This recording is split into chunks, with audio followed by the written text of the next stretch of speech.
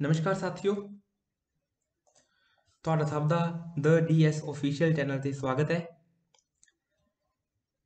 Actually ਇਹ ਮੇਰੇ channel ਦੀ ਪਹਿਲੀ ਵੀਡੀਓ ਹੈ ਤੇ ਇੱਕ ਛੋਟੀ ਜਿਹੀ ਕੋਸ਼ਿਸ਼ ਕੀਤੀ ਹੈ ਤੇ ਸਭ ਤੋਂ ਪਹਿਲਾਂ ਭਾਰਤੀ ਸੰਵਿਧਾਨ ਦੀ ਜੋ ਸੀਰੀਜ਼ ਹੈ ਇਸ ਨੂੰ ਸ਼ੁਰੂ ਕਰਨ ਜਾ ਰਿਹਾ ਮੈਂ। ਉਸ ਤੋਂ ਬਾਅਦ ਅੱਗੇ ਹੋਰ ਵੀ ਬਹੁਤ ਨਵੀਆਂ ਸੀਰੀਜ਼ ਸ਼ੁਰੂ ਕਰਾਂਗੇ। ਤੁਹਾਡਾ ਸਭ ਦਾ ਸਹਿਯੋਗ ਚਾਹੀਦਾ ਹੈ ਤੇ ਇਹ ਮੇਰੀ ਇੱਕ ਛੋਟੀ ਜਿਹੀ ਕੋਸ਼ਿਸ਼ ਹੈ ਕਿਉਂਕਿ YouTube ਤੇ ਪੰਜਾਬੀ ਭਾਸ਼ਾ ਦੇ ਵਿੱਚ ਜੋ ਕੰਟੈਂਟ ਹੈ ਨਾ ਉਹ ਬਹੁਤ ਘੱਟ ਮਾਤਰਾ ਦੇ ਵਿੱਚ ਉਪਲਬਧ ਹੈ। ਅਵੇਲੇਬਲ ਹੀ ਨਹੀਂ ਹੈਗਾ। ਜੋ ਅਵੇਲੇਬਲ ਹੈ ਉਹ ਕੁਆਲਿਟੀ ਪੱਖੋਂ ਕਮਜ਼ੋਰ ਹੈ। ਤਾਂ ਇੱਕ ਛੋਟੀ ਜਿਹੀ ਕੋਸ਼ਿਸ਼ ਹੈ ਮੇਰੀ ਤੇ ਉਮੀਦ ਕਰਦਾ ਤੁਹਾਨੂੰ ਸਭ ਨੂੰ ਇਹ ਕੋਸ਼ਿਸ਼ ਪਸੰਦ ਆਵੇਗੀ। ਤੁਹਾਨੂੰ ਸਭ ਨੂੰ ਸਮਝ ਆਊਗਾ। ਬਿਲਕੁਲ ਸੌਖੇ ਸ਼ਬਦਾਂ ਦੇ ਵਿੱਚ ਸਰਲ ਭਾਸ਼ਾ ਦੇ ਵਿੱਚ ਸਮਝਾਉਣ ਦੀ ਮੈਂ ਕੋਸ਼ਿਸ਼ ਕਰੂੰਗਾ। ਤਾਂ ਚਲੋ ਸ਼ੁਰੂ ਕਰਦੇ ਹਾਂ। ਭਾਰਤੀ ਸੰਵਿਧਾਨ ਦੀ ਪ੍ਰਸਤਾਵਨਾ। ਤਾਂ ਇਹ ਜੋ ਹੈ ਇਹ ਤੁਹਾਨੂੰ ਸਕਰੀਨ ਤੇ ਦਿਖਾਈ ਦੇ ਰਹੀ ਹੈ। ਕਨਸਟੀਟਿਊਸ਼ਨ ਆਫ ਇੰਡੀਆ, ਭਾਰਤ ਦਾ ਸੰਵਿਧਾਨ। ਇਹ ਇੱਕ ਅਜਿਹੀ ਕਿਤਾਬ ਹੈ ਜਿਸ ਦੇ ਆਧਾਰ ਤੇ ਪੂਰੇ ਭਾਰਤ ਦਾ ਜੋ ਢਾਂਚਾ ਹੈ, ਜੋ ਸਰਕਾਰਾਂ ਨੇ ਉਹ ਚੱਲਦੀਆਂ ਨੇ। ਤੇ ਜਦੋਂ ਤੁਸੀਂ ਕਿਤਾਬ ਨੂੰ ਓਪਨ ਕਰਦੇ ਹੋ ਤਾਂ ਸਭ ਤੋਂ ਪਹਿਲਾਂ ਹੀ ਤੁਹਾਡੇ ਕੋਲ ਕੀ ਆਉਂਦਾ ਹੈ? ਦ ਪ੍ਰੀਐਂਬਲ, ਭਾਰਤੀ ਸੰਵਿਧਾਨ ਦੀ ਪ੍ਰਸਤਾਵਨਾ। ਭਾਰਤੀ ਸੰਵਿਧਾਨ ਦੀ ਪ੍ਰਸਤਾਵਨਾ, ਪ੍ਰੀਐਂਬਲ ਆਫ ਇੰਡੀਅਨ ਕਨਸਟੀਟਿਊਸ਼ਨ। ਤਾਂ ਆਓ ਇਸ ਦੇ ਕੁਝ ਬਹੁਤ ਮਹੱਤਵਪੂਰਨ ਪੱਖਾਂ ਬਾਰੇ ਆਪਾਂ ਡਿਸਕਸ ਕਰਦੇ ਹਾਂ ਜੋ ਕਿ ਤੁਹਾਡੇ ਕੰਪੀਟੀਟਿਵ ਐਗਜ਼ਾਮਸ ਦੇ ਲਈ ਕਾਫੀ ਮਹੱਤਵਪੂਰਨ ਰਹਿਣਗੇ। ਤੁਸੀਂ ਗ੍ਰੈਜੂਏਸ਼ਨ ਦੇ ਵਿੱਚ ਤੁਸੀਂ ਇਸ ਦੇ ਉੱਪਰ ਸਬਜੈਕਟਿਵ ਤੌਰ ਤੇ ਵੀ ਲਿਖ ਸਕਦੇ ਹੋ। ਚਲੋ ਸ਼ੁਰੂ ਕਰਦੇ ਹਾਂ। ਤਾਂ ਜਦੋਂ ਤੁਸੀਂ ਭਾਰਤੀ ਸੰਵਿਧਾਨ ਦੇ ਵਿੱਚ ਦੇਖੋਗੇ ਤਾਂ ਸਭ ਤੋਂ ਪਹਿਲਾਂ ਹੈ preamble. We the people of India having solemnly resolved to constitute India into a sovereign, socialist, secular, democratic republic and to secure to all its citizens justice, social, economic and political, liberty of thought, expression, belief, faith and worship, equality of status and of opportunity and to promote among them all fraternity, assuring the dignity of the individual and the unity and the integrity of the nation. In our Constituent Assembly, this 26th day of November 1949, do hereby adopt, enact and give to ourselves this Constitution. ਇਸ ਦੇ ਵਿੱਚ ਜੇਕਰ ਤੁਸੀਂ ਦੇਖੋਗੇ ਤਾਂ ਕੀ ਕਿਹਾ? 26 ਡੇ of ਨਵੰਬਰ 1949, 26 ਨਵੰਬਰ 1949 ਨੂੰ ਅਸੀਂ ਕੀ ਕਰਦੇ ਹਾਂ? ਅਸੀਂ ਇਸ ਸੰਵਿਧਾਨ ਨੂੰ ਇਨੈਕਟ ਕਰਦੇ ਹਾਂ। ਤਾਂ ਸਭ ਤੋਂ ਪਹਿਲਾ ਪ੍ਰਸ਼ਨ ਤਾਂ ਇੱਥੇ ਹੀ ਪੈਦਾ ਹੁੰਦਾ ਹੈ ਕਿ ਸਾਡਾ ਸੰਵਿਧਾਨ ਕਦੋਂ ਪਾਸ ਹੋਇਆ, ਕਦੋਂ ਇਨੈਕਟ ਹੋਇਆ? ਤਾਂ 26 ਨਵੰਬਰ 1949 ਨੂੰ ਸਾਡਾ ਜੋ ਸੰਵਿਧਾਨ ਸੀ ਉਹ ਬਣ ਕੇ ਤਿਆਰ ਹੋ ਗਿਆ ਸੀ, ਪਾਸ ਹੋ ਗਿਆ ਸੀ ਸੰਵਿਧਾਨ ਸਭਾ ਦੁਆਰਾ। ਤੇ ਉਸ ਤੋਂ ਜਸਟ 2 ਮਹੀਨੇ ਬਾਅਦ 26 ਜਨਵਰੀ 1950 ਨੂੰ ਉਸ ਨੂੰ ਪੂਰੇ ਭਾਰਤ ਦੇਸ਼ ਦੇ ਵਿੱਚ ਲਾਗੂ ਕਰ ਦਿੱਤਾ ਗਿਆ। ਤਾਂ ਹੁਣ ਅਸੀਂ ਇਸ ਪ੍ਰਸਤਾਵਨਾ ਨੂੰ ਬਹੁਤ ਹੀ ਬਾਰੀਕੀ ਨਾਲ ਸਮਝਾਂਗੇ। ਤਾਂ ਸਭ ਤੋਂ ਪਹਿਲਾਂ ਤਾਂ ਕੀ ਹੈ ਭਾਰਤੀ ਸੰਵਿਧਾਨ ਦੀ ਪ੍ਰਸਤਾਵਨਾ, ਪ੍ਰੀਐਂਬਲ। ਇਹ ਜੋ ਸ਼ਬਦ ਹੈ ਪ੍ਰੀਐਂਬਲ, ਇਸ ਦੇ ਉੱਪਰ ਬਹੁਤ ਸਾਰੇ ਜੋ ਪ੍ਰਸ਼ਨ ਨੇ ਬਣਦੇ ਨੇ ਕਿ ਕਿਸ ਭਾਸ਼ਾ ਤੋਂ ਲਿਆ ਗਿਆ ਹੈ, ਕਿਸ ਭਾਸ਼ਾ ਤੋਂ ਲਿਆ ਗਿਆ ਹੈ। ਸੋ ਇਹ ਪ੍ਰੀਐਂਬਲ ਸ਼ਬਦ ਜੋ ਹੈ ਇਹ ਹੈ ਲੈਟਿਨ ਭਾਸ਼ਾ ਤੋਂ। ਪ੍ਰੀਐਂਬਲ ਸ਼ਬਦ ਲੈਟਿਨ ਭਾਸ਼ਾ ਤੋਂ, ਲੈਟਿਨ ਸ਼ਬਦ ਹੈ, ਲਤੀਨੀ ਭਾਸ਼ਾ ਦਾ ਸ਼ਬਦ ਹੈ ਪ੍ਰੀਐਂਬਲਸ।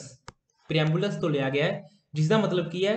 ਟੂ ਗੋ ਬਿਫੋਰ, ਅੱਗੇ ਜਾਣ ਤੋਂ ਪਹਿਲਾਂ, ਜਾਂ ਫਿਰ ਇੰਟਰੋਡਕਸ਼ਨ। ਟੂ ਗੋ ਬਿਫੋਰ, ਅੱਗੇ ਜਾਣ ਤੋਂ ਪਹਿਲਾਂ, ਜਾਂ ਫਿਰ ਇੰਟਰੋਡਕਸ਼ਨ, ਜਾਣ ਪਹਿਚਾਨ। ਤਾਂ ਮਤਲਬ ਕੀ ਹੈ ਕਿ ਪ੍ਰੀਐਂਬਲ ਕੀ ਕਹਿੰਦਾ ਹੈ ਕਿ ਭਾਰਤੀ ਸੰਵਿਧਾਨ ਦੇ ਵਿੱਚ ਅੱਗੇ ਜਾਣ ਤੋਂ ਪਹਿਲਾਂ ਇਸ ਨੂੰ ਪੜ੍ਹ ਲਓ ਤੇ ਇਹ ਇੱਕ ਉਸਦਾ ਪੂਰਾ ਇੱਕ ਜਿਸਟ ਦਿੰਦਾ, ਇੱਕ ਸਾਰਾਂਸ਼ ਦਿੰਦਾ ਹੈਗਾ। ਟੂ ਗੋ ਬਿਫੋਰ ਜਾਂ ਇੰਟਰੋਡਕਸ਼ਨ। ਇਟ ਮੀਨਸ, ਇਹਦਾ ਅਰਥ ਕੀ ਹੈ ਕਿ ਜੋ ਸਾਡਾ ਭਾਰਤ ਇਹ ਪ੍ਰਸਤਾਵਨਾ ਹੈਗੀ ਇਹ ਕੀ ਹੈ? ਇਹ ਇੱਕ ਇੰਟਰੋਡਕਟਰੀ ਸਟੇਟਮੈਂਟ ਹੈ।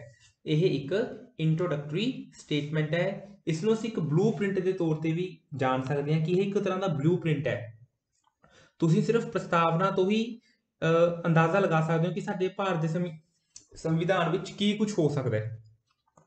ਇਸ ਦੇ ਵਿੱਚ ਵਿਸ਼ਾ ਕੀ ਹੈ, ਭਾਰਤ ਦੇ ਸੰਵਿਧਾਨ ਦੇ ਕੀ ਉਦੇਸ਼ ਨੇ, ਸੰਵਿਧਾਨ ਨਿਰਮਾਤਾਵਾਂ ਦੀ ਕੀ ਵਿਚਾਰਧਾਰਾ ਰਹੀ, ਕੀ ਸਿਧਾਂਤ ਨੇ, ਇਹਨਾਂ ਸਭ ਦੀ ਗੱਲ ਕੀਤੀ ਗਈ ਹੈ। ਤੇ ਇਹਨਾਂ ਸਭ ਦੇ ਬੇਸ ਤੇ ਹੀ ਇੱਕ ਖਰੜਾ ਤਿਆਰ ਕੀਤਾ ਗਿਆ ਜਿਸ ਨੂੰ ਭਾਰਤ ਦਾ ਸੰਵਿਧਾਨ ਕਿਹਾ ਗਿਆ। ਜਿਸ ਨੂੰ ਕਿਹਾ ਗਿਆ ਭਾਰਤ ਦਾ ਸੰਵਿਧਾਨ। ਉਮੀਦ ਕਰਦਾ ਸਮਝ ਆਈ। ਅੱਗੇ ਹੁਣ ਇਹ ਸੰਵਿਧਾਨ ਕੀ ਸੰਵਿਧਾਨ ਦੇ ਵਿੱਚ ਅਸੀਂ ਪ੍ਰਸਤਾਵਨਾ ਐਡ ਕਰੀਏ, ਸੰਵਿਧਾਨ ਦੇ ਵਿੱਚ ਅਸੀਂ ਪ੍ਰਸਤਾਵਨਾ ਨੂੰ ਜੋੜੀਏ, ਇਹ ਕਿਤੋਂ ਕਿਸੇ ਨਾ ਕਿਸੇ ਦੇਸ਼ ਤੋਂ ਤਾਂ ਲਿਆ ਹੀ ਇਹ ਆਈਡੀਆ ਜੋ ਹੈ, ਇਹ ਵਿਚਾਰ ਜੋ ਹੈ, ਜਿਸ ਦੇ ਜਾਂ ਪਹਿਲੀ ਗੱਲ ਤਾਂ ਇਹ ਵਿਚਾਰ ਕਿਸੇ ਵਿਅਕਤੀ ਦੇ ਦਿਮਾਗ 'ਚ ਆਇਆ ਹੋਊਗਾ। ਉਹ ਵਿਅਕਤੀ ਕੌਣ ਸੀ? ਫਿਰ ਉਸ ਵਿਅਕਤੀ ਦੇ ਦਿਮਾਗ 'ਚ ਇਹ ਵਿਚਾਰ ਕਿੱਥੋਂ ਆਇਆ ਕਿ ਅਸੀਂ ਇੱਕ ਪ੍ਰਸਤਾਵਨਾ ਰੱਖੀਏ ਉਹਨੂੰ ਓਕੇ। ਪਹਿਲੀ ਗੱਲ ਤਾਂ ਸਾਡੇ ਭਾਰਤ ਦਾ ਸੰਵਿਧਾਨ ਜੋ ਹੈ ਉਹ ਬਹੁਤ ਸਾਰੇ ਦੇਸ਼ਾਂ ਦੇ ਸੰਵਿਧਾਨ ਤੋਂ ਲਿਆ ਗਿਆ। ਸਾਡੇ ਭਾਰਤ ਦਾ ਸੰਵਿਧਾਨ ਜੋ ਹੈ ਉਹ ਬਹੁਤ ਸਾਰੇ ਦੇਸ਼ਾਂ ਦੇ ਸੰਵਿਧਾਨ ਤੋਂ ਲਿਆ ਗਿਆ ਹੈ। ਉਹਨਾਂ ਨੂੰ ਸਾਡੇ ਜੋ ਸੰਵਿਧਾਨ ਨਿਰਮਾਤਾ ਸੀ, ਉਹਨਾਂ ਨੂੰ ਜੋ ਵੀ ਵਧੀਆ ਲੱਗਿਆ, ਉਹਨਾਂ ਨੇ ਸਾਰੇ ਦੇਸ਼ਾਂ ਦੇ ਸੰਵਿਧਾਨ ਉਠਾਏ, ਜੋ ਵੀ ਉਹਨਾਂ ਨੂੰ ਵਧੀਆ ਲੱਗਿਆ ਉਹ ਉਹਨਾਂ ਨੇ ਉਠਾਇਆ, ਉਹ ਉਹਨਾਂ ਨੇ ਇਸ ਵਿੱਚ ਸ਼ਾਮਿਲ ਕੀਤਾ ਤੇ ਵਿਸ਼ਵ ਦਾ ਸਭ ਤੋਂ ਵੱਡਾ ਸੰਵਿਧਾਨ ਤਿਆਰ ਕੀਤਾ। The largest and the lengthiest constitution of world ਕੌਣ ਹੈ? ਸਾਡੇ ਭਾਰਤ ਦਾ ਸੰਵਿਧਾਨ, ਤੇ ਲਾਰਜੈਸਟ ਡੈਮੋਕ੍ਰੇਸੀ ਵੀ ਹੈ। ਤਾਂ ਚਲੋ ਸ਼ੁਰੂ ਕਰਦੇ, ਅੱਗੇ ਚੱਲਦੇ ਹਾਂ। Who drafted the preamble? ਉਹੀ ਪ੍ਰਸ਼ਨ ਕਿ ਕਿਸ ਦੇ ਦਿਮਾਗ ਦੇ ਵਿੱਚ ਇਹ ਵਿਚਾਰ ਆਇਆ, ਕਿੱਥੋਂ ਵਿਚਾਰ ਆਇਆ? ਤਾਂ ਸਭ ਤੋਂ ਪਹਿਲਾਂ ਤਾਂ ਪੰਡਿਤ ਜਵਾਹਰ ਲਾਲ ਨਹਿਰੂ, ਸਾਡੇ ਭਾਰਤ ਦੇ ਜੋ ਪਹਿਲੇ ਪ੍ਰਧਾਨ ਮੰਤਰੀ ਸੀ, ਪੰਡਿਤ ਜਵਾਹਰ ਲਾਲ ਨਹਿਰੂ ਨੇ ਕੀਤਾ। ਜਦੋਂ ਸੰਵਿਧਾਨ ਸਭਾ ਦਾ ਨਿਰਮਾਣ ਹੋਇਆ ਤਾਂ 13 ਦਸੰਬਰ 1946 ਨੂੰ ਪੰਡਿਤ ਜਵਾਹਰ ਲਾਲ ਨਹਿਰੂ ਜੀ ਨੇ 13 ਦਸੰਬਰ 1946 ਨੂੰ ਕੀ ਕੀਤਾ? ਸੰਵਿਧਾਨ ਸਭਾ ਦੇ ਵਿੱਚ ਇੱਕ ਮਤਾ ਪੇਸ਼ ਕੀਤਾ। ਉਸ ਮਤੇ ਨੂੰ ਉਦੇਸ਼ ਪ੍ਰਸਤਾਵ ਦੇ ਨਾਮ ਨਾਲ ਜਾਣਿਆ ਜਾਂਦਾ ਹੈ। ਇੰਗਲਿਸ਼ ਦੇ ਵਿੱਚ ਇਸ ਨੂੰ ਕਹਿੰਦੇ ਨੇ ਆਬਜੈਕਟਿਵ ਰੈਜ਼ੋਲੂਸ਼ਨ।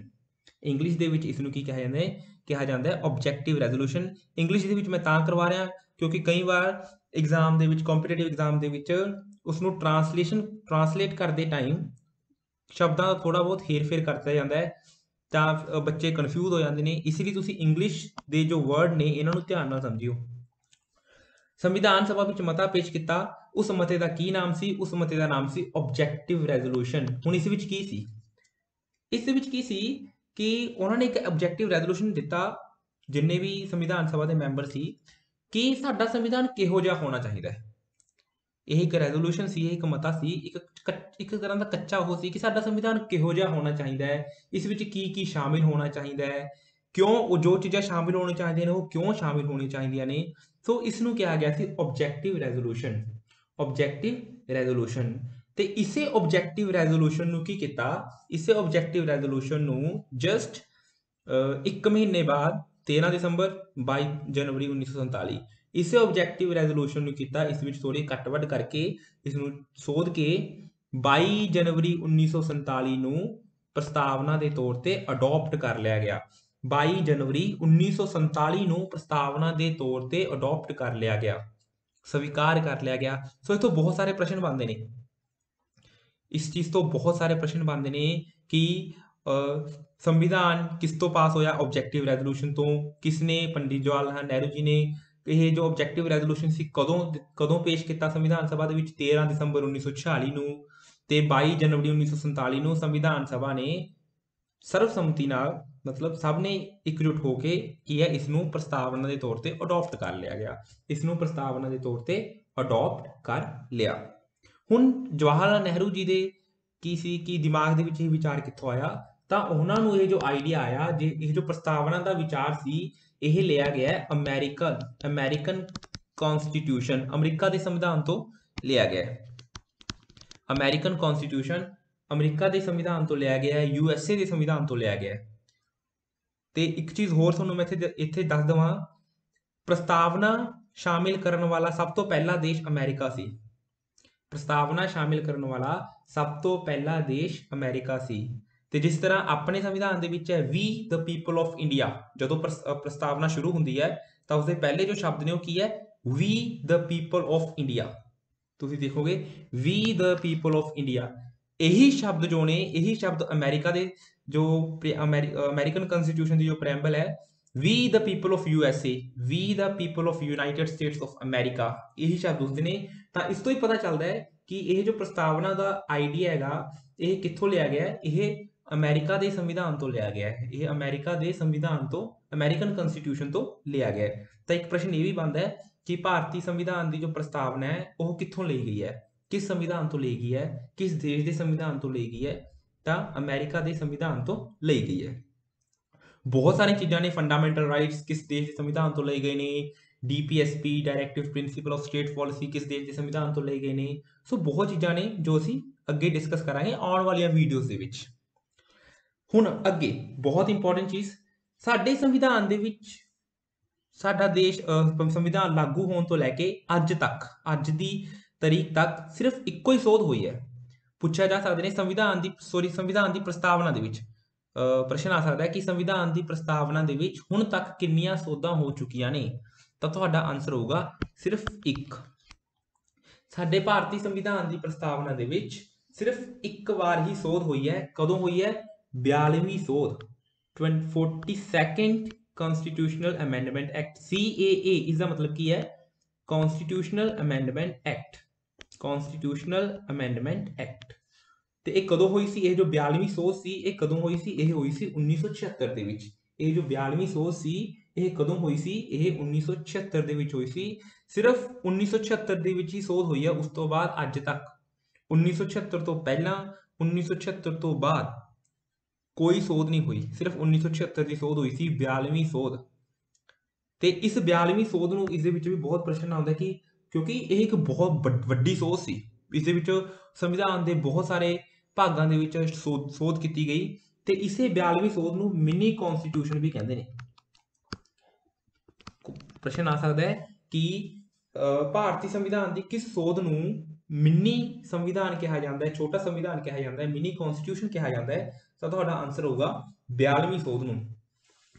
1976 ਦੇ ਵਿੱਚ ਹੋਈ 42ਵੀਂ ਸੋਧ ਨੂੰ ਮਿੰਨੀ ਸੰਵਿਧਾਨ ਦੇ ਨਾਮ ਨਾਲ ਵੀ ਜਾਣਿਆ ਜਾਂਦਾ ਹੈ, ਮਿੰਨੀ ਸੰਵਿਧਾਨ ਦੇ ਨਾਮ ਨਾਲ ਵੀ ਜਾਣਿਆ ਜਾਂਦਾ ਹੈ। ਤੇ ਇਸ ਦੇ ਵਿੱਚ ਕੀ ਸੀ? ਇਸ ਸੋਧ ਦੇ ਵਿੱਚ ਕੀ ਕੀਤਾ ਗਿਆ? ਇਸ ਸੋਧ ਦੇ ਵਿੱਚ ਸੰਵਿਧਾਨ ਵਿੱਚ 3 ਨਵੇਂ ਸ਼ਬਦ ਜੋੜੇ ਗਏ। ਇਸ ਸੋਧ ਦੇ ਵਿੱਚ ਸੰਵਿਧਾਨ ਦੇ ਵਿੱਚ 3 ਨਵੇਂ ਸ਼ਬਦ ਜੋੜੇ ਗਏ। ਉਹ 3 ਨਵੇਂ ਸ਼ਬਦ ਕਿਹੜੇ-ਕਿਹੜੇ ਨੇ? ਤਾਂ ਯਾਦ ਰੱਖੋ, ਸੋਸ਼ਲਿਸਟ ਮਤਲਬ ਸਮਾਜਵਾਦ, ਸੈਕੂਲਰ ਧਰਮ ਨਿਰਪੱਖ, ਇੰਟੀਗ੍ਰਿਟੀ ਮੀਨਸ ਅਖੰਡਤਾ।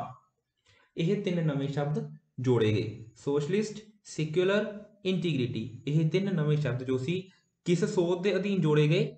42ਵੀਂ ਸੋਧ ਦੇ ਅਧੀਨ। ਕਦੋਂ ਹੋਈ 42ਵੀਂ ਸੋਧ? 1976 ਦੇ ਵਿੱਚ, 1976 ਦੇ ਵਿੱਚ ਹੋਈ। ਤਾਂ ਇੱਥੇ ਤੁਸੀਂ ਦੇਖੋਗੇ ਕਿ ਇਹ ਬ੍ਰੈਕਟ ਦੇ ਵਿੱਚ ਲਿਖਿਆ ਗਿਆ ਸੋਸ਼ਲਿਸਟ ਸ਼ਬਦ, ਸੈਕੂਲਰ ਸ਼ਬਦ ਤੇ ਇੱਥੇ ਜੋ ਹੈ ਸਾਡੇ ਕੋਲ ਯੂਨਿਟੀ ਐਂਡ ਇੰਟੀਗ੍ਰਿਟੀ। ਇਹ ਸ਼ਬਦ ਇੱਥੇ ਤੁਹਾਨੂੰ ਦਿਖਾਈ ਦੇ ਰਿਹਾ 2 1 ਤੇ ਇੱਥੇ ਨੀਚੇ ਇਹਨਾਂ ਦੇ ਰੈਫਰੈਂਸ ਦਿੱਤੇ ਗਏ ਨੇ।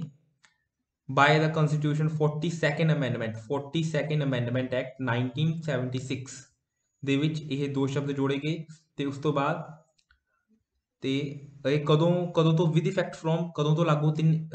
3 ਜਨਵਰੀ 1977 ਤੋਂ ਲਾਗੂ ਹੋ ਗਿਆ ਸੀਗਾ। ਤੇ ਜੋ ਸੋਧ ਹੋਈ ਸੀ 1976 ਦੇ ਵਿੱਚ। ਤੇ ਨੀਚੇ ਹੈ 42nd ਅਮੈਂਡਮੈਂਟ ਦੇ ਵਿੱਚ ਇਹ unity of the nation, integrity, ਇਹ ਜੋ ਸ਼ਬਦ ਸੀਗੇ ਇਹ ਜੋੜੇ ਗਏ। ਓਕੇ, ਚਲੋ ਅੱਗੇ ਚੱਲਦੇ ਹਾਂ। Unity and integrity of the nation. So ਇਹ ਜੋ ਸ਼ਬਦ ਸੀ ਇਹ 3 ਸ਼ਬਦ ਜੋੜੇ ਗਏ। ਕਦੋਂ ਜੋੜੇ ਗਏ? 42ਵੀਂ ਸੋਧ ਦੇ ਅਧੀਨ। ਚਲੋ ਅੱਗੇ ਚੱਲਦੇ ਹਾਂ। ਹੁਣ ਅਸੀਂ ਇਹਨਾਂ ਸ਼ਬਦਾਂ ਨੂੰ ਸਮਝਾਂਗੇ, ਇਹਨਾਂ ਦਾ ਕੀ ਮਤਲਬ ਹੈ, ਹਰ ਇੱਕ ਸ਼ਬਦ ਦਾ ਕੀ ਮਤਲਬ ਹੈ, ਇਹਨਾਂ ਨੂੰ ਬਹੁਤ ਵਿਸਤਾਰ ਦੇ ਨਾਲ ਸਮਝਾਂਗੇ। ਸੋ ਸਭ ਤੋਂ ਪਹਿਲਾਂ ਤਾਂ ਮੈਂ ਤੁਹਾਨੂੰ ਪੰਜਾਬੀ ਦੇ ਵਿੱਚ ਜੋ ਭਾਰਤੀ ਸੰਵਿਧਾਨ ਦੀ ਪ੍ਰਸਤਾਵਨਾ ਹੈ ਉਹ ਇਸ ਦਾ ਟ੍ਰਾਂਸਲੇਟ ਕਰਕੇ ਦੱਸਦਾ ਕਿ ਅਸਲ ਵਿੱਚ ਇਹ ਹੈ ਕੀ।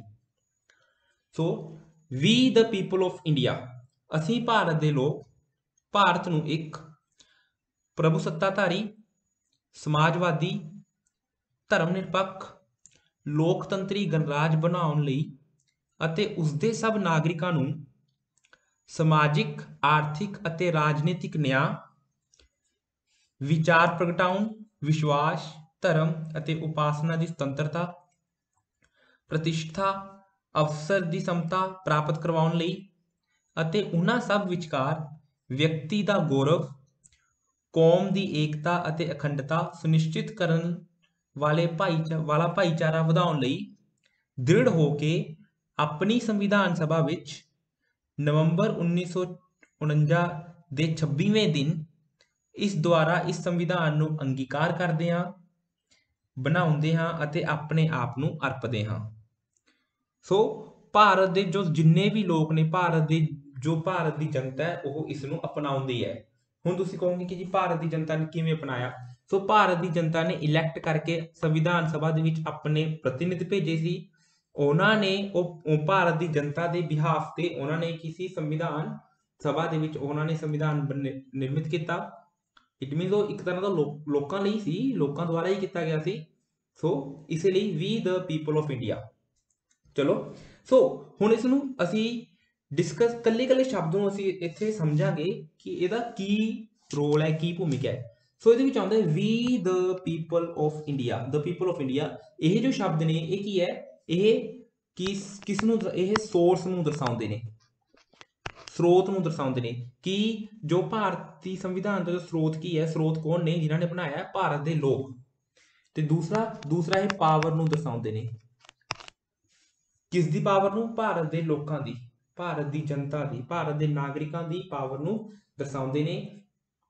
ਕਿਉਂਕਿ ਭਾਰਤ ਦੇ ਲੋਕਾਂ ਦੇ ਬਿਹਾਫ ਤੇ ਕਨਸਟੀਟਿਊਸ਼ਨ ਅਸੈਂਬਲੀ ਬਣੀ ਤੇ ਉਹਨਾਂ ਨੇ ਹੀ ਕੀਤਾ ਗਿਆ ਸੰਵਿਧਾਨ ਦਾ ਨਿਰਮਾਣ ਕੀਤਾ। ਉਹਨਾਂ ਨੇ ਹੀ ਸੰਵਿਧਾਨ ਦਾ ਨਿਰਮਾਣ ਕੀਤਾ।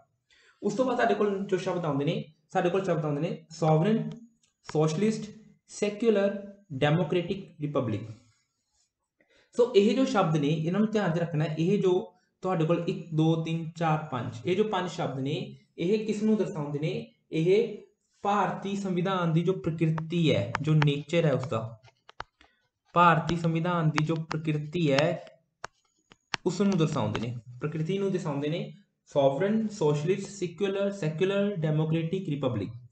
ਹੁਣ ਇਹਨਾਂ ਸ਼ਬਦਾਂ ਨੂੰ ਅਸੀਂ ਡਿਸਕਸ ਕਰਦੇ ਹਾਂ ਕਿ ਇਹਨਾਂ ਦਾ ਮਤਲਬ ਕੀ ਹੈ। ਓਕੇ, ਕਰਾਂਗੇ ਅੱਗੇ।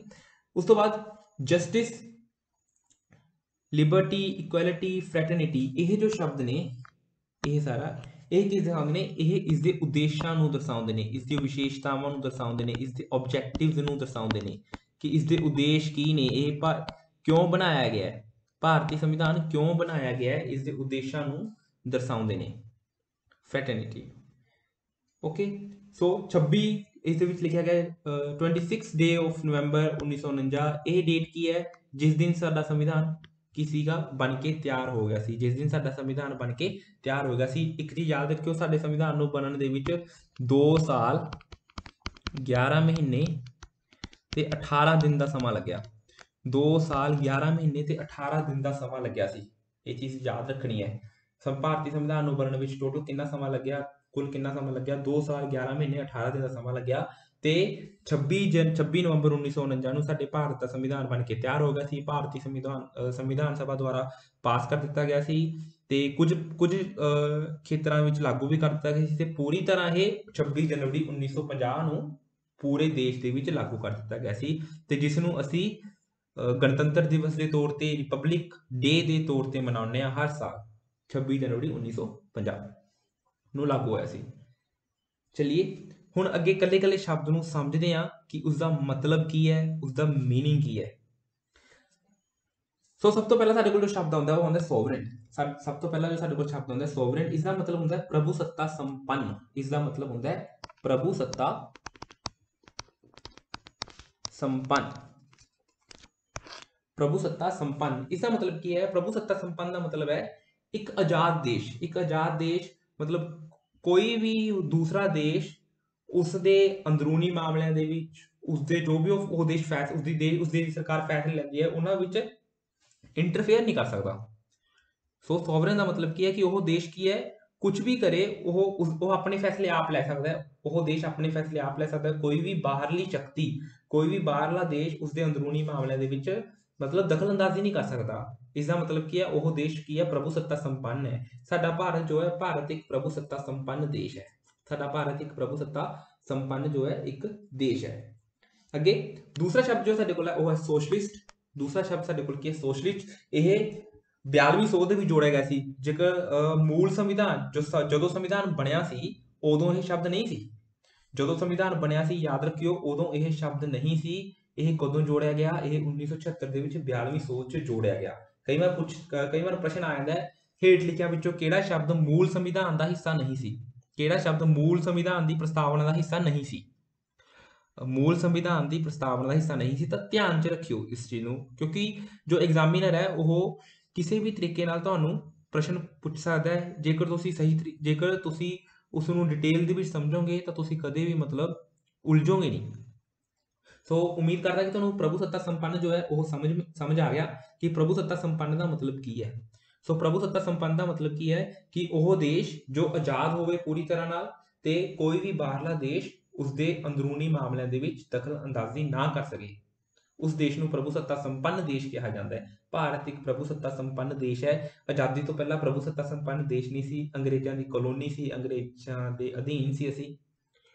दूसरा शब्द सोशलिस्ट 42वीं सोध के जोड़िया गया 1976 के। सोशलिस्ट का मतलब होता है समाजवाद, समाजवादी, समाजवादी। सोशलिस्ट का मतलब की है समाजवादी, मतलब एक कल्याणकारी राज, एक वैलफेयर स्टेट। इसका मतलब कि एक वैलफेयर स्टेट, एक कल्याणकारी राज जिसदे विच हर एक नागरिक ਨੂੰ अपनी रोजी रोटी कमाने का अधिकार होवे, अपना जीवन खुशी नाल बतीत करने का अधिकार होवे। सो समाजवादी सब मतलब किसी भी तरह का कोई भेदभाव ना होवे। सो इसनूं कहा जाता है वैलफेयर स्टेट। समाजवादी एक कल्याणकारी राज स्थापित करना। तीसरा जो शब्द है साडे कोल वो है सैक्यूलर, मतलब धर्म निरपक्ष। तीसरा जो शब्द है वो है सैक्यूलर, इसका मतलब होता है धर्म निरपक्ष। तो कई बार जेकर तुहानूं कोई प्रश्न पूछे कि भारत देश का धर्म किहड़ा है, भारत देश का किहड़ा धर्म है, तो उत्थे ऑप्शन च आ सकता है हिंदू, सिख, मुस्लिम, ईसाई। तो कई बच्चे मतलब उत्थे तुसीं कई की करनगे हिंदू धर्म ते लगा देणगे कि हिंदुस्तान मतलब हिंदू धर्म। गलत। भारत का कोई भी धर्म नहीं, भारत देश का कोई भी धर्म नहीं, वह एक धर्म निरपक्ष देश है। भारत जो है एक धर्म निरपक्ष देश है। State has no religion, India has no religion, this nation has no religion. कोई भी इसका धर्म नहीं हैगा, धर्म निरपक्ष है। भारत सब धर्मों का सम्मान करता है। भारत जो है सारे धर्मों का की करता है, सम्मान करता है। धर्म निरपक्ष है, कोई धर्म नहीं, लेकिन इसने सारे नागरिकों को यही जरूर अधिकार दिता हुआ है कि उन्होंने सुतंत्रता दी हुई है कि तुसी अपने अनुसार, तुसी अपनी मर्जी अनुसार किसी भी धर्म को अपना सकते हो, किसी भी धर्म को छड़ सकते हो, किसी भी धर्म का प्रचार कर सकते हो, लेकिन शर्त की है कि किसी दूसरे के धार्मिक भावनावां नूं ठेस पहुंचाए बिना। ये मतलब नहीं कि तुसी अपने धर्म का प्रचार करने के लिए दूसरे के धर्म को माड़ा बोलोगे, ये बिल्कुल नहीं। सो भारत जो है एक धर्म निरपक्ष देश है, एक सैकुलर कंट्री है। भारत एक सैकुलर कंट्री है। सो कई देश जो ने वो इस धर्म निरपक्षता के दो अर्थ लेंदे ने, एक पॉजिटिव, एक नैगेटिव। कई देश जो ने इस धर्म निरपक्षता के दो की ने अर्थ लेंदे ने, एक पॉजिटिव, एक नैगेटिव। सो भारत ने पॉजिटिवली इसनूं की अपनाया हुआ है। जिवें जे मैं गल करा कि भारत जो धर्म निरपक्षता वो एक सकारात्मक धर्म निरपक्षता है, पर कई देशों के नकारात्मक होंगे ने, कई देश नकारात्मक तौर पर भी उसको अपनाते हैं। जेकर मैं गल करा तो यूरोप के बहुत सारे देश ने, फॉर एग्जाम्पल फ्रांस फ्रांस भी एक धर्म निरपक्ष देश है, पर उत्थे उन्होंने नैगेटिव सैकुलरिज्म अपनाया की होया, उन्होंने अपनाया होया है। उन्होंने एक नैगेटिव सैकुलरिज्म अपनाया होया है, मतलब कोई भी उन्होंने धर्म नहीं हैगा ते उन्होंने कि लोगों को भी की है कि पब्लिकली वो तुसी इंडिविजुअली कर सकते हो, लेकिन पब्लिकली तुसी अपने धर्म का प्रचार नहीं कर सकते, कुछ नहीं कर सकते। फ्रांस के यही चीज़ है। सो एक तरह का उन्होंने नैगेटिविटी के तौर पर लिया गया है। सो भारत ने जो है पॉजिटिव सैकुलरिज्म अपनाया है। अगे नैक्सट जो साडे कोल शब्द है वो है डेमोक्रेटिक। डेमोक्रेटिक जिसनूं असीं लोकतंत्र कह दिंदे आ, डेमोक्रेसी जिसनूं असीं की कह दिंदे आ, लोकतंत्र। सो डेमोक्रेसी का मतलब है वो की है, लोकतंत्र। डेमोक्रेसी का मतलब है लोकतंत्र। सो डेमोक्रेसी, सो एक्चुअली डेमो का मतलब होंदा है पीपल, डेमो का मतलब होंदा है पीपल, क्रेसी का मतलब होंदा है शासन, रूल करना। सो लोगों के शासन कहा जाता है डेमोक्रेसी। लोकतंत्र, लोकतंत्र लोगों का तंत्र, लोगों का राज, लोगों का राज, लोगों का शासन। सो की होंदा है डेमोक्रेसी भी दो तरह की होंदी है, direct democracy, indirect democracy. Bharat दे विच किस तरह का लोकतंत्र है, भारत दे विच इनडायरैक्ट डेमोक्रेसी है। भारत दे विच इनडायरैक्ट डेमोक्रेसी है। डायरैक्ट डेमोक्रेसी अज के समय दे विच पॉसीबल नहीं हैगी, ਪਰ ਕੁਝ ਜੋ ਛੋਟੇ ਬਹੁਤ ਘੱਟ ਜਨਸੰਖਿਆ ਵਾਲੇ ਬਹੁਤ ਛੋਟੇ ਦੇਸ਼ ਨੇ ਉਹਨਾਂ ਦੇ ਵਿੱਚ ਹੈ। ਲੇਕਿਨ ਭਾਰਤ ਇੱਕ ਬਹੁਤ ਵੱਡੀ ਆਬਾਦੀ ਵਾਲਾ ਦੇਸ਼ ਹੈ, ਇੱਕ ਬਹੁਤ ਵੱਡੇ ਖੇਤਰਫਲ ਵਾਲਾ ਦੇਸ਼ ਹੈ। ਸੋ ਇੱਥੇ ਕੀ ਹੈ, ਡਾਇਰੈਕਟ ਡੈਮੋਕ੍ਰੇਸੀ ਪੋਸੀਬਲ ਨਹੀਂ। ਸੋ ਭਾਰਤ ਦੇ ਵਿੱਚ ਕੀ ਹੈ, ਇਨਡਾਇਰੈਕਟ ਕਿਸਮ ਦੀ ਕੀ ਹੈ ਡੈਮੋਕ੍ਰੇਸੀ ਹੈ, ਅਪ੍ਰਤੱਖ ਲੋਕਤੰਤਰ ਹੈ।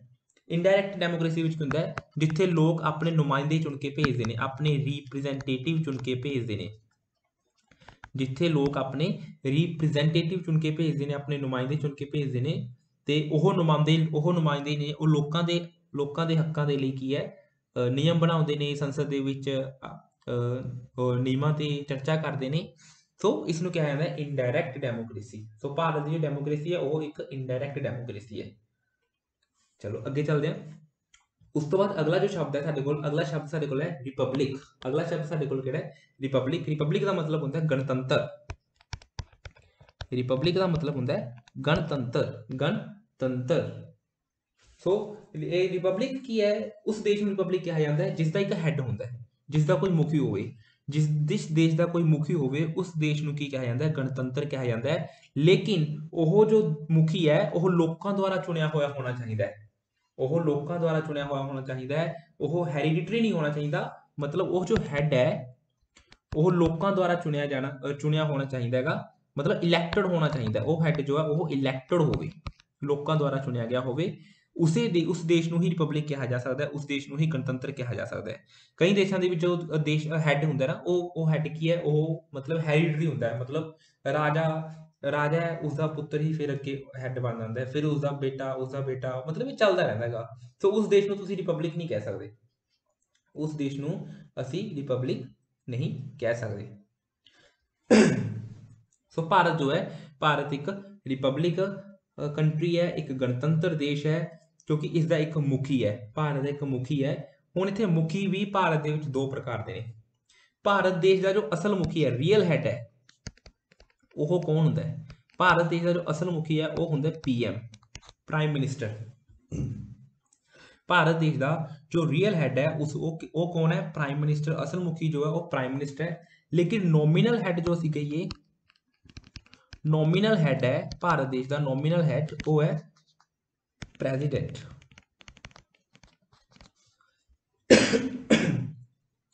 ਭਾਰਤ ਦੇਸ਼ ਦਾ ਜੋ ਨੋਮੀਨਲ ਹੈਡ ਹੈ ਉਹ ਕੌਣ ਹੈ? ਪ੍ਰੈਜ਼ੀਡੈਂਟ।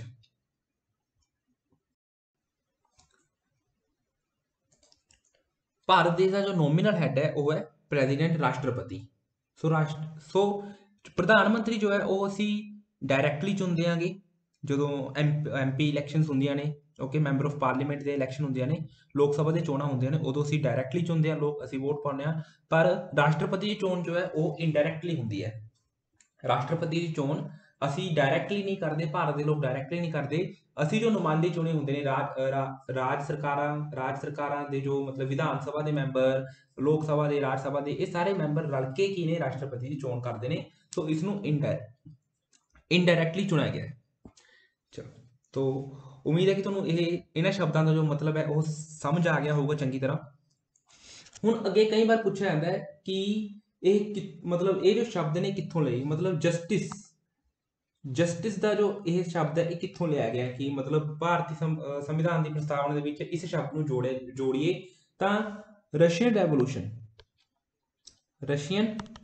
ਰੈਵੋਲੂਸ਼ਨ ਤੋਂ ਰੂਸ ਦੀ ਜੋ ਕ੍ਰਾਂਤੀ ਹੋਈ ਸੀ, ਤਾਂ ਉਸ ਕ੍ਰਾਂਤੀ ਦੇ ਵਿੱਚ ਇਹ ਸ਼ਬਦ ਮਤਲਬ ਸਮਾਜਿਕ, ਆਰਥਿਕ, ਰਾਜਨੀਤਿਕ ਨਿਆਂ ਦੀ ਗੱਲ ਕੀਤੀ ਗਈ ਸੀ, ਤੇ ਉਸੇ ਕ੍ਰਾਂਤੀ ਤੋਂ ਫਿਰ ਇਹ ਸ਼ਬਦ ਨੂੰ ਲਿਆ ਗਿਆ ਹੈ।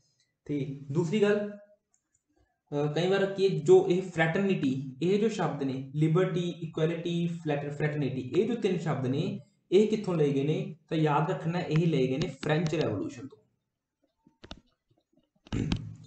ਸੋ ਪ੍ਰਸ਼ਨ ਆ ਸਕਦਾ ਕਿ ਰੂਸ ਦੀ ਕ੍ਰਾਂਤੀ ਤੋਂ ਭਾਰਤੀ ਸੰਵਿਧਾਨ ਦੀ ਪ੍ਰਸਤਾਵਨਾ ਦੇ ਵਿੱਚ ਕਿਹੜਾ ਸ਼ਬਦ ਜੋੜਿਆ ਗਿਆ? ਫਰਾਂਸ ਦੀ ਕ੍ਰਾਂਤੀ ਤੋਂ, ਫ੍ਰੈਂਚ ਰੈਵੋਲੂਸ਼ਨ ਤੋਂ ਭਾਰਤੀ ਸੰਵਿਧਾਨ ਵਿੱਚ ਕਿਹੜੇ ਸ਼ਬਦ ਜੋੜੇ ਗਏ? ਤਾਂ ਤੁਹਾਨੂੰ ਪਤਾ ਹੋਣਾ ਚਾਹੀਦਾ ਹੈ ਨਿਆਂ ਦਾ ਜੋ ਕਨਸੈਪਟ ਸੀ, ਜਸਟਿਸ ਦਾ ਜੋ ਕਨਸੈਪਟ ਸੀ, ਉਹ ਕਿੱਥੋਂ ਲਿਆ ਗਿਆ? ਰਸ਼ੀਅਨ ਰੈਵੋਲੂਸ਼ਨ ਤੋਂ ਲਿਆ ਗਿਆ। ਤੇ ਲਿਬਰਟੀ, ਇਕੁਐਲਿਟੀ, ਫ੍ਰੈਟਰਨਿਟੀ ਦਾ ਜੋ ਕਨਸੈਪਟ ਹੈ ਇਹ ਕਿੱਥੋਂ ਲਿਆ ਗਿਆ? ਇਹ ਲਿਆ ਗਿਆ ਫਰਾਂਸ ਦੀ ਕ੍ਰਾਂਤੀ ਤੋਂ। ਇਹ ਲਿਆ ਗਿਆ ਫਰਾਂਸ ਦੀ ਕ੍ਰਾਂਤੀ ਤੋਂ। ਇਸ ਨੂੰ ਯਾਦ ਰੱਖਣਾ ਤੁਸੀਂ। ਅੱਗੇ ਚੱਲਦੇ ਹਾਂ। ਹੁਣ ਕੁਝ ਮਹੱਤਵਪੂਰਨ ਕਥਨ। ਜਦੋਂ ਭਾਰਤ ਦਾ ਸੰਵਿਧਾਨ ਬਣ ਕੇ ਤਿਆਰ ਹੋਇਆ ਤਾਂ ਬਹੁਤ ਸਾਰੇ ਲੋਕਾਂ ਨੇ ਇਸ ਦੀ ਮਤਲਬ कि बहुत ਵਧੀਆ ਚੀਜ਼ ਹੈ, ਤਾਂ ਉਹਨਾਂ ਨੇ ਕੁਝ ਕਥਨ, ਬਹੁਤ ਇੰਪੋਰਟੈਂਟ ਕਥਨ ਕਹੇ, ਕੁਝ ਸਲੋਗਨਸ ਦਿੱਤੇ, ਕੁਝ ਕਥਨ ਕਹੇ ਜੋ ਅਸੀਂ ਸਮਝਾਂਗੇ ਕਿ ਕਿਸਨੇ ਕੀ ਕਿਹਾ। ਸੋ KM ਮੁਨਸ਼ੀ ਜੀ ਨੇ ਕੀ ਕਿਹਾ, preamble is a political horoscope. Preamble is a political horoscope. Horoscope means ਰਾਸ਼ੀਫਲ, ਭਵਿੱਖਬਾਣੀ, ਮਤਲਬ ਇਹ ਇੱਕ ਰਾਜਨੀਤਿਕ ਭਵਿੱਖਬਾਣੀ ਹੈ, ਭਾਰਤੀ ਸੰਵਿਧਾਨ ਦੀ ਭਵਿੱਖਬਾਣੀ ਹੈ। ਭਾਰਤ ਦਾ ਸੰਵਿਧਾਨ ਹੈ, ਪ੍ਰਸਤਾਵਨਾ ਹੈ, ਉਹ ਭਾਰਤੀ ਸੰਵਿਧਾਨ ਦੀ ਭਵਿੱਖਬਾਣੀ ਹੈ। ਕਿਸਨੇ ਕਿਹਾ? KM ਮੁਨਸ਼ੀ ਜੀ ਨੇ ਕਿਹਾ। KM ਮੁਨਸ਼ੀ ਜੀ ਨੇ ਕਿਹਾ। ਕੀ ਟੂ ਕਨਸਟੀਟਿਊਸ਼ਨ, ਸੰਵਿਧਾਨ ਦੀ ਪੂੰਜੀ। ਭਾਰਤ ਪ੍ਰਸਤਾਵਨਾ ਜੋ ਹੈ ਉਹ ਸੰਵਿਧਾਨ ਦੀ ਕੁੰਜੀ ਹੈ, ਉਹ ਸੰਵਿਧਾਨ ਦੀ ਕੀ ਹੈ? ਕੁੰਜੀ ਹੈ। ਕੀ ਟੂ ਕਨਸਟੀਟਿਊਸ਼ਨ ਹੈ, ਇਹ ਕਿਸਨੇ ਕਹਾ? ਅਰਨਸਟ ਬਾਕਰ ਨੇ ਕਿਹਾ।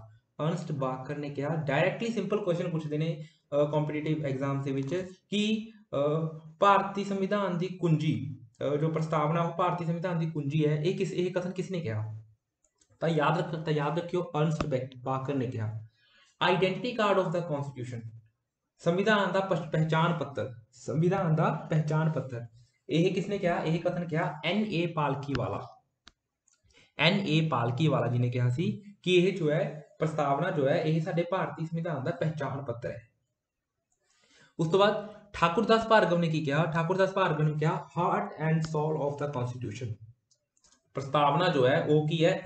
ਪ੍ਰਸਤਾਵਨਾ ਭਾਰਤੀ ਸੰਵਿਧਾਨ ਦਾ ਦਿਲ ਤੇ ਆਤਮਾ ਹੈ। ਭਾਰਤੀ ਸੰਵਿਧਾਨ ਦੀ ਆਤਮਾ ਹੈ, ਭਾਰਤੀ ਸੰਵਿਧਾਨ ਦਾ ਦਿਲ ਹੈ। ਸੋ ਕੀ ਹੈ ਇਹ? ਕਿਸਨੇ ਕਿਹਾ? ਇਹ ਜੋ ਕਥਨ ਸੀਗਾ ਇਹ ਠਾਕੁਰਦਾਸ ਭਾਰਗਵ ਜੀ ਨੇ, ਇਹ ਕਥਨ ਠਾਕੁਰਦਾਸ ਭਾਰਗਵ ਜੀ ਨੇ ਦਿੱਤਾ ਸੀ। ਅੱਗੇ ਚੱਲਦੇ ਹਾਂ। ਹੁਣ ਇੱਥੇ ਦੋ ਪ੍ਰਸ਼ਨ ਜੋ ਨੇ ਬਹੁਤ ਮਹੱਤਵਪੂਰਨ ਨੇ। ਪਹਿਲਾ ਪ੍ਰਸ਼ਨ ਕੀ ਹੈ? Is the preamble of a part of constitution, ਕੀ ਜੋ ਇਹ ਸੰਵਿਧਾਨ ਦੀ ਪ੍ਰਸਤਾਵਨਾ ਹੈ, ਇਹ ਜੋ ਪ੍ਰਸਤਾਵਨਾ ਹੈ ਇਹ ਸੰਵਿਧਾਨ ਦਾ ਇੱਕ ਹਿੱਸਾ ਹੈ, ਭਾਗ ਹੈ। ਦੂਸਰਾ ਪ੍ਰਸ਼ਨ ਹੈ ਕੈਨ ਇਟ ਬੀ ਅਮੈਂਡਡ, ਕੀ ਇਸ ਨੂੰ ਸੋਧਿਆ ਜਾ ਸਕਦਾ ਹੈ, ਕੀ ਇਸ ਵਿੱਚ ਅਮੈਂਡਮੈਂਟ ਕੀਤੀ ਜਾ ਸਕਦੀ ਹੈ। ਪਰ ਇਹ ਕੁਐਸਚਨ ਤੁਹਾਨੂੰ ਤਾਂ ਪਤਾ ਹੀ ਹੋਊਗਾ ਕਿ ਹੁਣ ਜੋ 42ਵੀਂ ਸੋਧ ਹੋਈ ਸੀ, 42ਵੀਂ ਸੋਧ ਦੇ ਵਿੱਚ ਸੰਵਿਧਾਨ ਦੀ ਪ੍ਰਸਤਾਵਨਾ ਨੂੰ ਸੋਧਿਆ ਗਿਆ, ਉਸ ਨੂੰ ਅਮੈਂਡ ਕੀਤਾ ਗਿਆ। ਇਟ ਮੀਨਸ ਇਸ ਦਾ ਆਨਸਰ ਸਾਨੂੰ ਡਾਇਰੈਕਟਲੀ ਪਤਾ ਹੀ ਯੈਸ ਹੈ। ਕੀ ਇਹ ਸੰਵਿਧਾਨ ਦੀ ਭਾਗ ਹੈ? ਬਿਲਕੁਲ ਹੈ ਜੀ, ਸੰਵਿਧਾਨ ਦੇ ਵਿੱਚ ਹੈ ਤਾਂ ਇਹ ਕੀ ਹੈ? ਭਾਗ ਵੀ ਹੈ। ਪਰ ਇਸ ਦੇ ਨਾਲ ਰਿਲੇਟਡ ਨਾ ਬਹੁਤ ਸਾਰੇ ਕੁਐਸਚਨਸ ਕੀ ਹੈ ਪੇਪਰ ਦੇ ਵਿੱਚ ਪੁੱਛੇ ਜਾਂਦੇ ਨੇ, ਉਹਨਾਂ ਨੂੰ ਅਸੀਂ ਦੇਖਾਂਗੇ। ਤਾਂ ਇੱਥੇ ਇੱਕ ਯਾਦ ਰੱਖਣਾ ਹੈ, ਇੱਕ ਆਰਟੀਕਲ 368 ਹੈ। ਜੇਕਰ ਆਪਾਂ ਸੰਵਿਧਾਨ ਦੇ 20 ਸਭ ਤੋਂ ਮੋਸਟ ਇੰਪੋਰਟੈਂਟ ਆਰਟੀਕਲਸ ਦੀ ਗੱਲ ਕਰੀਏ, ਮੋਸਟ ਇੰਪੋਰਟੈਂਟ ਆਰਟੀਕਲਸ, ਤਾਂ ਉਹਨਾਂ ਵਿੱਚ ਇਹ ਆਰਟੀਕਲ ਆਊਗਾ। ਸੋ ਆਰਟੀਕਲ 368, ਆਰਟੀਕਲ 368 ਇੱਕ ਬਹੁਤ ਇੰਪੋਰਟੈਂਟ ਆਰਟੀਕਲ ਹੈ। ਤੇ ਇਹ ਆਰਟੀਕਲ ਕੀ ਕਹਿੰਦਾ ਹੈ? ਇਹ ਜੋ ਅਨੁਛੇਦ ਹੈ, ਆਪਾਂ ਅਨੁਛੇਦ ਹਰ ਇੱਕ ਚੀਜ਼ ਪੜਾਂਗੇ ਆਉਣ ਵਾਲੀ ਵੀਡੀਓਜ਼ ਦੇ ਵਿੱਚ। ਇਹ ਅਨੁਛੇਦ ਕੀ ਕਹਿੰਦਾ ਹੈ? ਇਹ ਅਨੁਛੇਦ power of parliament to make amendment to the constitution, ਇਹ ਕੀ ਹੈ? ਸੰਸਦ ਨੂੰ ਇਹ ਸ਼ਕਤੀ ਦਿੰਦਾ ਹੈ। ਆਰਟੀਕਲ 368 ਕੀ ਕਰਦਾ ਹੈ? ਆਰਟੀਕਲ 368 ਸੰਸਦ ਨੂੰ ਸ਼ਕਤੀ ਦਿੰਦਾ ਹੈ ਸੰਵਿਧਾਨ ਦੇ ਕਿਸੇ ਵੀ ਹਿੱਸੇ ਦੇ ਵਿੱਚ ਸੋਧ ਕਰਨ ਦੀ। ਆਰਟੀਕਲ 368 ਸੰਸਦ ਨੂੰ ਇਹ ਸ਼ਕਤੀ ਦਿੰਦਾ ਹੈ ਸੰਵਿਧਾਨ ਦੇ ਕਿਸੇ ਵੀ ਹਿੱਸੇ ਵਿੱਚ ਸੋਧ ਕਰਨ ਲਈ। ਸੋ ਕਈ ਵਾਰ ਪ੍ਰਸ਼ਨ ਦੇ ਪੇਪਰ ਦੇ ਵਿੱਚ ਡਾਇਰੈਕਟਲੀ ਪੁੱਛਿਆ ਜਾਂਦਾ ਹੈ ਆਰਟੀਕਲ 368 ਅਨੁਛੇਦ 368 ਕਿਸ ਨਾਲ ਸੰਬੰਧਿਤ ਹੈ? ਤਾਂ ਤੁਹਾਨੂੰ ਪਤਾ ਹੋਣਾ ਚਾਹੀਦਾ ਹੈ ਭਾਰਤ ਦੇ ਸੰਵਿਧਾਨ ਦੀ ਸੰਵਿਧਾਨ ਵਿੱਚ ਸੋਧ ਨਾਲ ਸੰਬੰਧਿਤ ਹੈ। ਇਹ ਕੀ ਹੈ? ਇਹ ਪਾਰਲੀਮੈਂਟ ਨੂੰ, ਜੋ ਸਾਡੇ ਸੰਸਦ ਹੈ, ਉਸ ਨੂੰ ਸ਼ਕਤੀ ਦਿੰਦਾ ਹੈ, ਇੱਕ ਸ਼ਕਤੀ ਪ੍ਰਦਾਨ ਕਰਦਾ ਹੈ ਕਿ ਤੁਸੀਂ ਸੋਧ ਕਰ ਸਕਦੇ ਹੋ। ਅੱਗੇ ਚੱਲਦੇ ਹਾਂ। ਹੁਣ ਇਹ ਪ੍ਰਸ਼ਨ ਉੱਠੇ ਕਿਉਂ? ਤਾਂ ਇਸ ਨਾਲ ਅਸੀਂ ਕੁਝ ਇਹ ਦੇਖਾਂਗੇ ਕਿ ਕੁਝ ਜ਼ਰੂਰੀ ਕੇਸ ਨੇ, ਇਹਨਾਂ ਦੇ ਕਾਰਨ ਇਹ ਪ੍ਰਸ਼ਨ ਜੋ ਹੈ ਉੱਠਦੇ ਨੇ। ਤਾਂ ਸਭ ਤੋਂ ਪਹਿਲਾ ਜੋ ਕੇਸ ਹੋਇਆ ਸੀ ਬੇਰੁਬਾਰੀ ਯੂਨੀਅਨ ਕੇਸ, ਬੇਰੁਬਾਰੀ ਯੂਨੀਅਨ ਕੇਸ। ਤਾਂ ਇੱਕ ਚੀਜ਼ ਯਾਦ ਰੱਖਣੀ ਹੈ, ਦੋ ਕੇਸ ਬਹੁਤ ਮਹੱਤਵਪੂਰਨ ਨੇ, ਕੇਸ਼ਵਾਨੰਦ ਭਾਰਤੀ ਦਾ ਕੇਸ ਤੇ ਬੇਰੁਬਾਰੀ ਯੂਨੀਅਨ ਕੇਸ। ਇਹ ਦੋ ਕੇਸ ਬਹੁਤ ਜ਼ਿਆਦਾ ਮਹੱਤਵਪੂਰਨ ਨੇ, ਇਹਨਾਂ ਵਿੱਚੋਂ ਪ੍ਰਸ਼ਨ ਬਣਦੇ ਨੇ।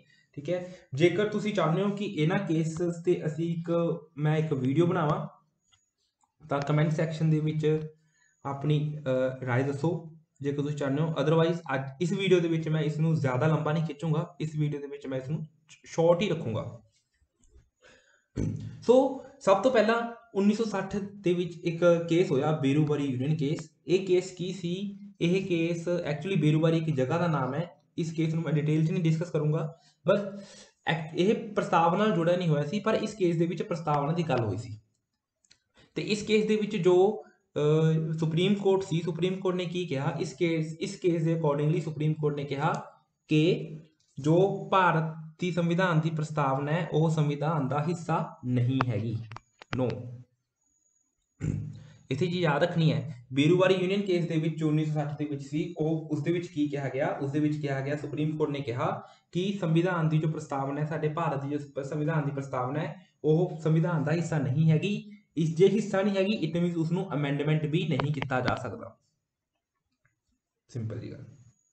ਓਕੇ, ਫਿਰ ਇਹ ਇੰਪੋਰਟੈਂਟ ਨਹੀਂ ਹੈਗੇ ਇੰਨੇ। ਜੇਕਰ ਤੁਸੀਂ ਕਹੋ, ਜੇਕਰ ਤੁਸੀਂ ਚਾਹੁੰਦੇ ਹੋ ਕਿ ਇਸ ਤੇ ਇਹਨਾਂ ਕੇਸਸ ਤੇ ਇੱਕ ਵੀਡੀਓ, ਇੱਕ ਅਲੱਗ ਤੋਂ ਵੀਡੀਓ ਬਣਾਏ ਤਾਂ ਜ਼ਰੂਰ ਬਣਾਵਾਂਗੇ, ਕਮੈਂਟ ਸੈਕਸ਼ਨ ਦੇ ਵਿੱਚ ਦੱਸੋ।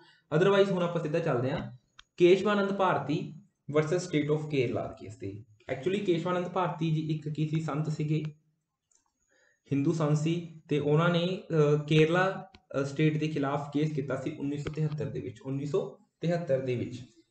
ਤੇ ਇਸ ਕੇਸ ਦੇ ਵਿੱਚ ਸੁਪਰੀਮ ਕੋਰਟ ਨੇ ਕੀ ਕਿਹਾ ਸੀ, ਇਸ ਦੇ ਵਿੱਚ ਸੁਪਰੀਮ ਕੋਰਟ ਨੇ ਆਪਣਾ ਜੋ ਮਤਲਬ ਫੈਸਲਾ ਸੀ ਇਸ ਨੂੰ ਗਲਤ ਮੰਨਦੇ ਹੋਏ, 1960 ਦਾ ਜੋ ਫੈਸਲਾ ਸੀ ਬੇਰੂਵਾਰੀ ਯੂਨੀਅਨ ਕੇਸ ਦਾ, ਇਸ ਨੂੰ ਗਲਤ ਮੰਨਦੇ ਹੋਏ, ਗਲਤ ਸਵੀਕਾਰ ਕਰਦੇ ਹੋਏ ਕੀ ਕਿਹਾ ਕਿ ਜੀ ਬਿਲਕੁਲ ਜੋ ਪ੍ਰਸਤਾਵਨਾ ਹੈ ਉਹ ਭਾਰਤੀ ਸੰਵਿਧਾਨ ਦਾ ਹਿੱਸਾ ਹੈ, ਜੇਕਰ ਹਿੱਸਾ ਹੈ ਤਾਂ ਇਟ ਮੀਨਸ ਉਸ ਨੂੰ ਅਸੀਂ ਸੋਧ ਕਰ ਸਕਦੇ ਹਾਂ, ਉਸ ਨੂੰ ਅਮੈਂਡਮੈਂਟ ਵੀ, ਉਸ ਦੇ ਵਿੱਚ ਅਮੈਂਡਮੈਂਟ ਵੀ ਕੀਤੀ ਜਾ ਸਕਦੀ ਹੈ।